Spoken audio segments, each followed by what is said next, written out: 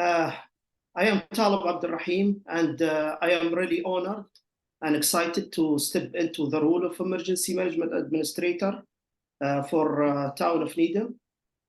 As you know, Michael, last working day was last Friday, and we wished him all the best in his future endeavors. I am going to give a background about myself. I joined Needham Public Safety in December 2019, supporting emergency management work. I was working with Rebecca Bing, previous Needham Emergency Administrator. In March 2020, I moved to public health in response to COVID-19, to supporting critical programs like the emergency preparedness and the Medical Reserve Corps. My participation covered diverse duties, from navigating grant opportunities to planning and operating flu COVID vaccine clinics, and serve as assistant to Incident Command Operations Section Support Unit, acting as a logistical liaison to MEMA. And recently I completed 2023 MRC training program and built from scratch the junior MRC program plan, and hopefully will take off next year. Before and related to that, I worked 5 years as a second mate in an oil tanker carrying liquid petroleum gas, as well as other ships for diverse shipping companies.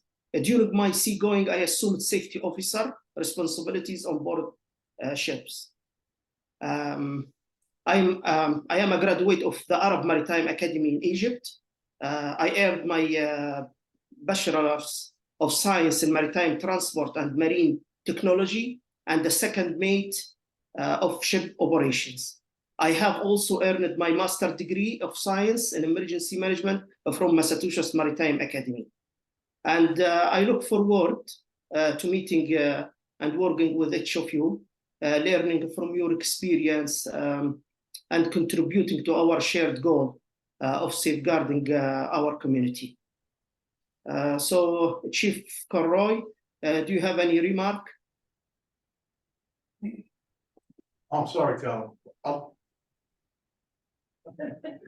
Wandering. On my way.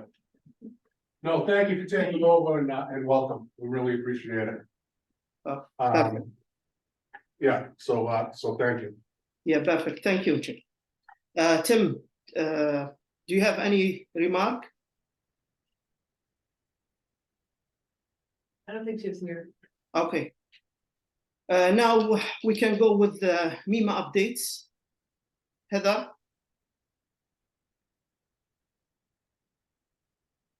If there is someone from MEMA?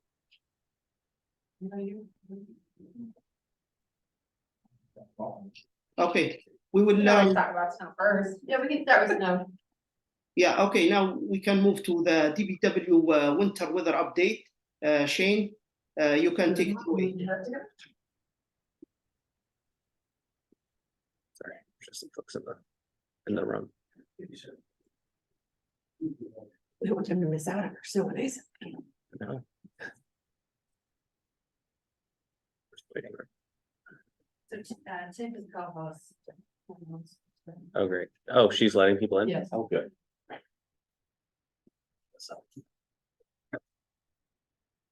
Yeah, Tim is co-host. All right.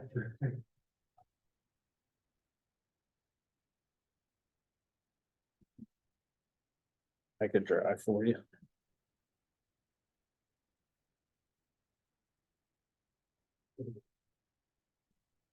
There we go. When we get to the technical brining Sure. stuff, why don't you handle it, but We didn't see her on the line. Yeah. Yeah, okay, I thought you said, yeah, okay. Hey, everybody, so we were asked to give an update to all the emergency management folks about our snow operations. That being said, I think it's 45 degrees outside and we just had 3 or 4 inches of rain overnight, so sort of lining up with the forecast that we've received, but every year, DPW does their snow and ice kickoff around the beginning of December. We had our snow and ice kickoff on December 1st and December 4th with some new training for our staff. And this is sort of a modified presentation between that and what we've done with the select board. So DPW maintains all of the town's infrastructure for plowing and sidewalk removal. We don't remove 100% of the town sidewalks, and we don't cover private right-of-ways that are not accepted by the town. Little fact, if you drive by a private way in town and you see a little red sign on top of it that says private, that means the DPW does not maintain that road for plowing purposes. And the ones that are blue, we do. There's no rhyme or reason as to the ones we do and the ones we don't. It was all at the discretion of the town engineer at the time, what they felt like. So that's how Needham covers it. If you get any questions about why my road is not being plowed, the sidewalk routes we re-evaluated last year and determined that basically the sidewalk routes we have now serve the schools in Needham. Our goal is to try to get as many sidewalks we can that are within 1 mile of a school that have a logical sort of walking pattern. And it turns out that pretty much all of Needham is within 1 mile of a school. So we do what we can. We do not do both sides of the road in most parts of the community. And we choose that based on where the sidewalk is easiest to plow, as well as connectivity purposes. Again, if you get questions about why we plow what we plow. So Shane is sort of the weather management expert, I guess, and he'll give a little bit of an update of what we use to decide how we're going to deploy for a storm, and then a little bit of a forecast for the upcoming year. So these are just some of the factors that impact the storm and how we plan for it. I've placed these 3 maps up here. Karis just talked about our weather service provider. We have a paid weather service provider called WeatherWorks that we get all of our forecasts from. I think most of you in this room should be getting the daily forecast from them Monday through Friday, and then some of you get the alerts with the, like last night I was getting pings with the rain. Essentially, they did a long range forecast, and that's these 3 maps here. So essentially what they're saying here, as far as temperature outlook for our winter, you can see it on the map here, is that we're wedged in between becoming colder late and slightly milder than usual. So they're projecting overall a warmer winter for us, especially this month of December. But they did say in January, particularly mid to late January, most of February, it's going to be a true winter, very, very cold. And so we're kind of wedged in between there. The map on the bottom left where you see the lines, those are the mixed precipitation zones. So if you take a look at that, you can once again see that we're right on the bubble again for what we've been experiencing the last few years with these mixed precipitation type of events. And then the map on the bottom on the right just talks about our snow coverage. And so what they're predicting this winter is that the snowiest portion of winter is going to be late winter this year. So a lot of people have been remarking that this harkens back to 2014-15 season. I say don't be alarmed when it happens. It happens. What they are saying is that they're projecting 2 to 3 large storms, 20+ inch storms, with just a little bit of nuisance storms in between. So that's overall. When we're planning, we're looking at the snowfall amounts and timing. We will plan for snow differently, or how we deploy our forces differently on a weekend than what we would on a school night, of course. Air, ground temperatures, wind, whether or not there's going to be flash freezing on the back end of the storm, the duration of the storm, cars parked on the side of the road, even though cars aren't supposed to be parked overnight here. They do affect our operation and how we plan. Equipment breakdown and staff availability are all factors that kind of come into how we plan for that event. So this is how we manage the storm. We review multiple forecasts, not just what we paid for, but we're looking at what the local hairdos are saying, and then we're also contacting other towns. They have different weather service providers, and we're asking them, hey, what are you guys seeing? So we're all kind of collaborating. We're determining the timing. What we like to do with DPW is if we know snow is going to come in, start at 9 o'clock at night. We like to get our workforce here at least an hour before the snow comes in. We don't want to have our workforce coming in while it's snowing, especially knowing that we have a lot of our employees that live in the western part or middle part of the state, which that's where the storms usually come from. So we want them in here early so they don't have to battle that. So, stage one is our first sort of deployment. We run 2 shifts of assault crew. So one that usually comes in on the front end of a storm or the back of the storm, or if we don't have a full storm and it's just an icing event, they alternate every other day to reduce fatigue. What I will say the last 2 years, this particular group of people has had a particularly grueling job as we've been in these really borderline weather patterns. So whereas we haven't seen the same disruption or the same issues that we have when you have a major blizzard, this can actually be more difficult to manage because when you have a freeze thaw cycle, you're basically deploying your assault shift every other day, which means that your staff is coming in this group every other day at 3 or 4 a.m. to come in and pre-treat our roads. We have modified that in the past in order to potentially provide more coverage depending on the type of storm we see. The typical application is about 60% of roads in town. The second item is when sort of either a smaller storm or we're waiting to engage in a bigger storm in the advance of it. And that's when we bring both of our assault crews in. We will add additional routes on, so they'll be doing some plow work in addition to that. And oftentimes, if we have like our traditional slow roll type storm, this is to prepare for our full staff coming in.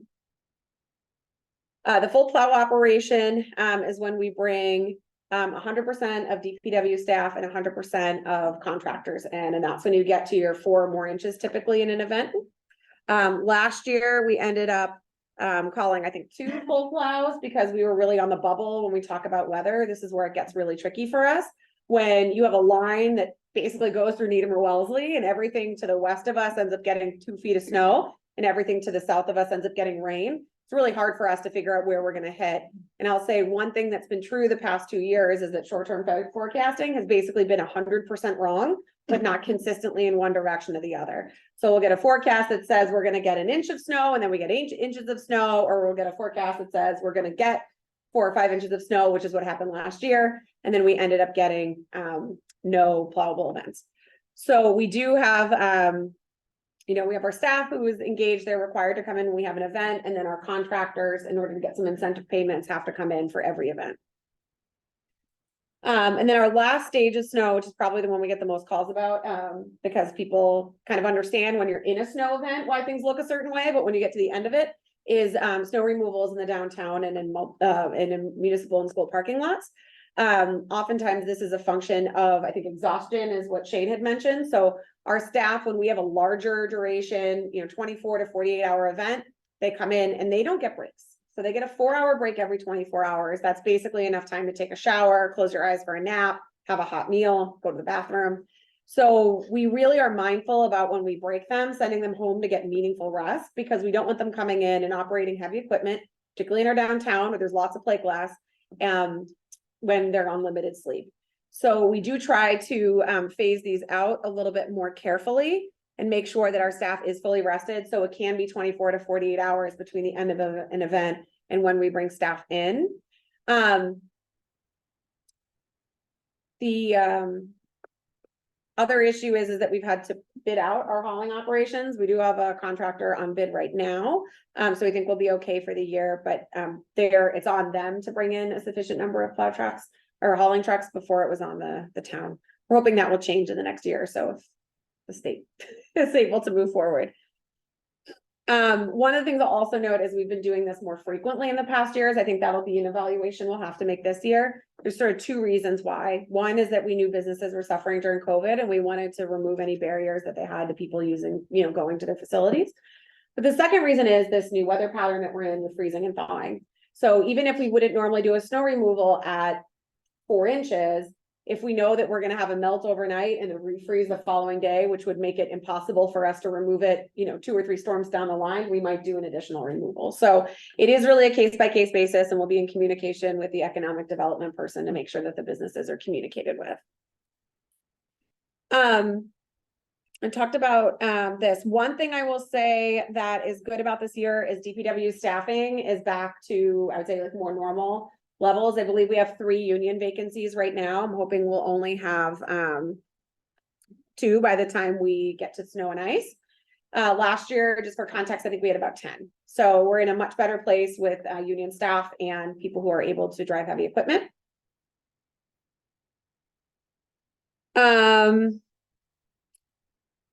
So I guess just one of the things to mention is that when the storm ends, it doesn't mean that our operations end. So it usually can take us up to 4 hours in order to clear out the town. Needham does not have a blacktop policy, which means that we do not require every single road to be black and wet. To be frank, our neighboring communities do, and they don't follow it. So I'd rather just be clear and consistent that we don't have one. What we will do is we'll evaluate based on the safety of the roads when we send our staff home. So making sure that every road is either black or has grip to it, so that we're not worried about people getting into accidents. And I think one of the messaging we just want to send to the people is that drive the conditions of the road. So if you see that the road looks, you've had an event, or that it's been warmer and then colder and there might be ice, go slow. Has kind of been the message that we've been sending to individuals. Talked about the private ways. One of the number one things we deal with in the snow and ice program is people complaining about the snow and ice program, and either how bad of a job we do, or that we shovel in their driveways as soon as they're finished. We just had that with the downtown businesses. We talked to one of the businesses who complained that every time he clears out his parking spot, we then put more snow. And I sort of explained that that's exactly, yes, that's how snow removal works. So we try to get messaging out there as much as possible to help residents so that they mark out their driveways properly, and then just try to get some empathy and understanding for our plow drivers who oftentimes are here, not shoveling out their families, not, working through an entire event, and making sure that they get treated, I guess, with the respect that they deserve. And the other thing I would say on this is, if you do get any calls on this, what we try to explain to the residents and businesses, it's just the same way that we have to plow the road multiple times. They have to do their driveway multiple times. We're not intentionally putting the snow into their driveways or that windrow. But the reason we plow curb to curb is because we have to open up the catch basins to allow the roadway to drain when we do have melting. So that's why we do curb to curb plowing, and that's why they see the windrow. All right, this is Shane's happy place. So just talk a little bit about winter materials. We have 3 different kinds of chemicals that we use during snow and ice control. Sodium chloride, that's just typical rock salt that you would use for your dinner table. We have liquid magnesium, and then we have a beet juice additive that we put into our anti-icing operation. And it takes us about 170 tons of salt per storm when we're salting or when we're spreading salt on the roadway. Salt does lose its effectiveness at 15 degrees. It'll still melt below 0, but it slows the process down. Salt doesn't work until it goes into a solution. So when we apply salt, we pre-wet it at the spinners. And that's why when you see salt on your driveway, if you go out and you clear your driveway and you just throw salt on top of snow, and then you come out an hour or 2 later, you're like, why hasn't this melted? It's because it hasn't gone into a solution. So if you want it to work, throw a little bit of water on it, just a little bit, get it wet. Once it goes to the solution, it will break up, melt that stuff off. We don't treat the entire town. That's what, like Kara said, during a salting operation, we have 6 salt spreaders out there, and it's a staff of roughly 11 people. So I said, with exceptions, we only treat about 60% of the roadway network. We've gone and we've looked at trouble spots, flat areas that we don't need to hit. We take off the list. However, we will do the entire roadway network if we're getting freezing rain or if we're getting an icing event. So there are exceptions to this rule.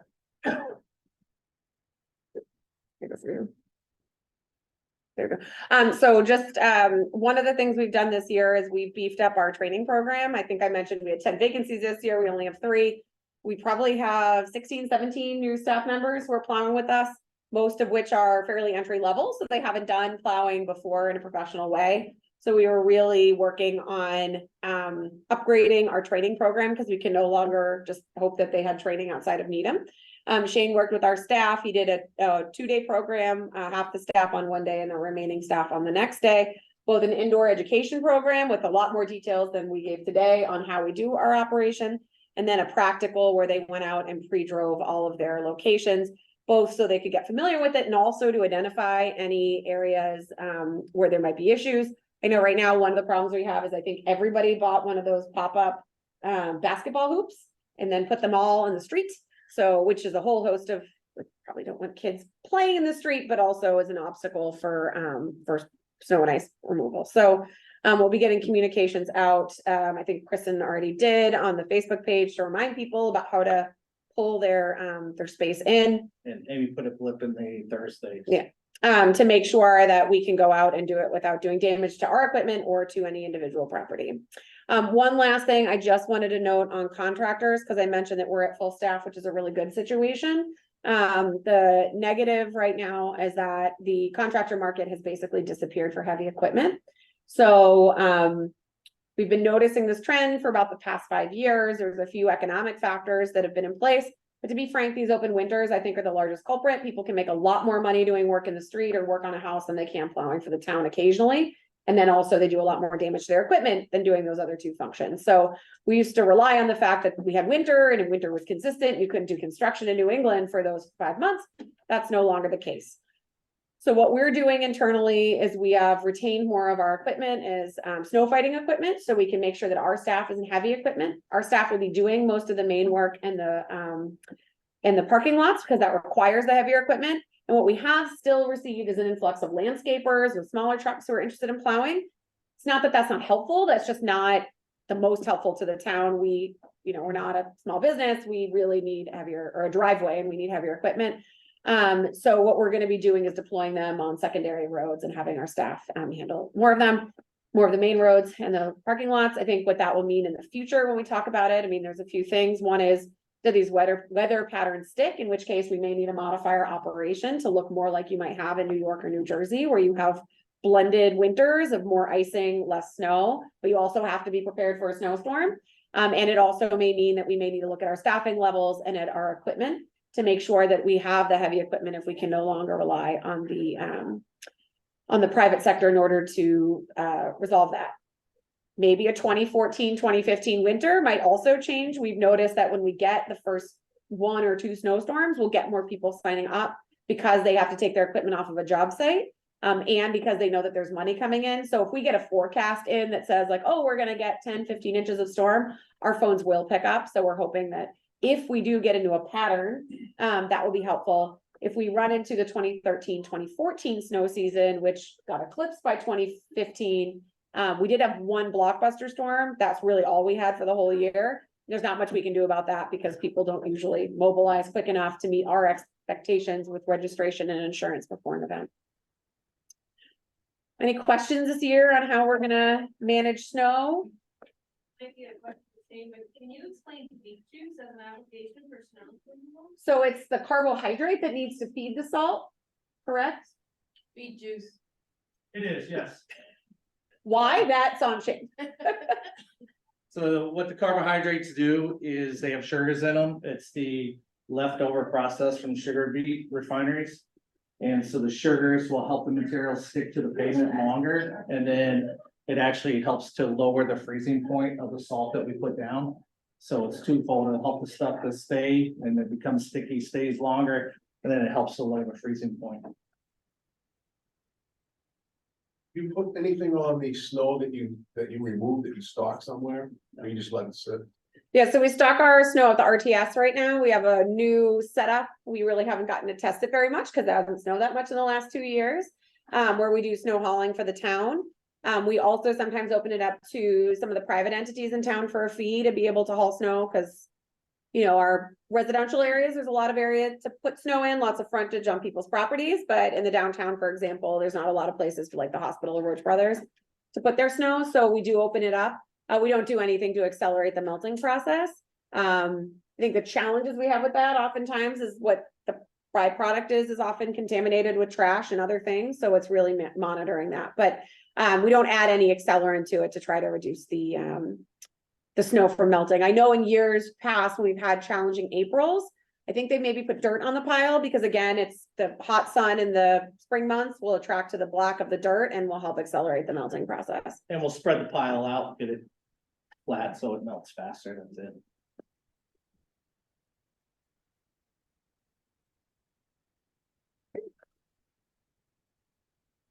Okay. Thank you, Shane and Chris. Yes. There are any questions or comments? Okay, for the emergency management, as I mentioned, I just took over from Michael last Friday, and I am working in 2 projects. He mentioned like they need immediate attention, which is building out severe weather preparedness page on the town website. This is one. Yeah. And the second one, working in the after action report from the last EOC function exercise and update the job action sheets.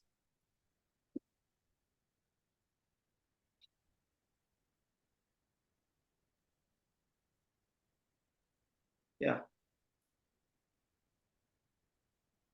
Yeah, so there are any questions or comments?